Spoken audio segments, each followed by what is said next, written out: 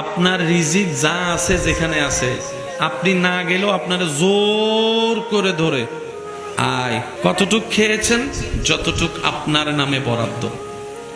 এই একটা সূত্র যদি সব ধর্মের মানুষ মাথায় বসায় ফেলতে পারে, পৃথিবী থেকে 85% দুর্নীতি উঠে যাবে, বাটপারি উঠে যাবে, সুদ উঠে যাবে, গুনাহ উঠে যাবে, অন্যায় উঠে যাবে। সুবহানাল্লাহ জোরে বলেন না রে ভাইয়া। জুলুম উঠে যাবে, জায়গা দখলকারী বন্ধ হয়ে যাবে, অন্যায়ভাবে টাকা লুণ্ঠনকারী বন্ধ হয়ে যাবে। যদি বিশ্বাস এটাই করে আমি প্রাণীর রিজিক আমার আল্লাহ বন্টন করেছেন, করছেন, কিয়ামত পর্যন্ত আমার আল্লাহ করে যাবেন। আমি আমার বাবার থেকে মার থেকে এসেছি সত্য, কিন্তু আমি আসার সময় আমার আল্লাহ আমার রিজিক আমাকে দিয়ে দিয়েছেন। আমি এসেছি মা বাবা থেকে, কিন্তু রব আমারটা আমাকে দিয়েছেন। আল্লাহ পাক আমার মা বাবাকে বলে, তুই মা বাবা হিসেবে টেনশন করস, তোর দায়িত্ব আছে। স্রষ্টা হিসেবে কি আমি আল্লাহর দায়িত্ব নাই? সুবহানাল্লাহ। আমি আল্লাহরও তো দায়িত্ব আছে। সুতরাং আমার বান্দার রিজিকের দায়িত্ব আমার, মারও নয়, বাবারও নয়। সেজন্য অনেক মা বাবা হারা সন্তান রেলবিটিতে বড় হচ্ছে, কই উপবাসে তো কখনো মনে নেই।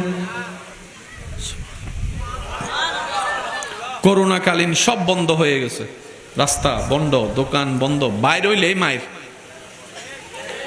একজন মানুষ হাত তুলে দাঁড়ায় বলেন, আল্লাহ আমাকে 3 দিন উপবাস রেখেছে।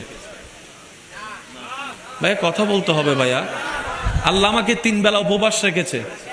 এবার আপনি বলেন ব্যবসা বন্ধ, চাকরি বন্ধ, ইনকাম বন্ধ, এই বন্ধ সেই বন্ধ, তো করোনাকালীন খাইলাম কিভাবে?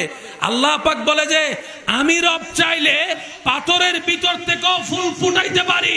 আমি রবের সেই ক্ষমতা আছে।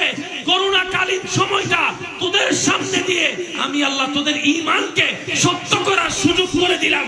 সব বন্ধ, খাবার আমি আল্লাহ চালিয়ে নিয়েছি। আল্লাহু আকবার। হয় কোত্থেকে? চাউল থেকে। বলেন ভাত হয়, চাউল হয়, দানা আসে ফ্যাক্টরি থেকে। আরো জোরে বলেন। জমিন থেকে দান হয়ে বিভিন্ন ফ্যাক্টরিতে যায়, চাউল হয়ে সেখান থেকে মিল থেকে দোকানে আয়।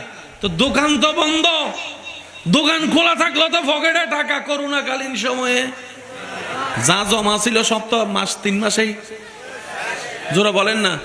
মাঝখানে একটা আন্দোলন উঠছে, যারা ঘরের মালিক আছেন ঘরবালা মওকুফ করে দেন, বিদ্যুৎ বিল মওকুফ করে দেন, কারণ আমার চাকরিই নাই, বেতন পাবো কোত্থেকে? বেতন না পাইলে বিল দিব কোত্থেকে? অনেক বড় মনওয়ালা বাড়ি